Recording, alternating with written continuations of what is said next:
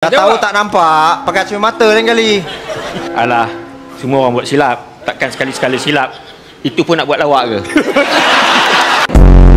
Along anak yang tua, tapi masa ayah meninggal, siapa yang mandikan ayah?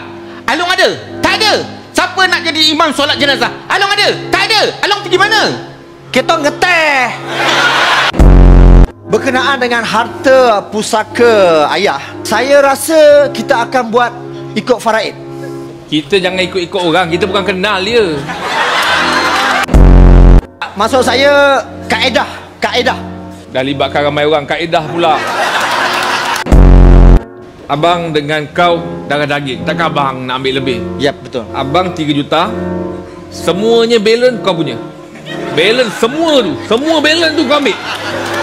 5 juta, abang ambil 3, balance semua saya dapat. Semua awak dapat. Semua terlalu banyak bang. Saya bagi abang 1 juta lagi. 1 juta, abang 4 juta. Dan balance semua saya ambil. Semua tu kau ambil. Semua berapa nak kira? Semua banyak. Baik abang ambil semua, kau ambil 4 juta tu. Tak.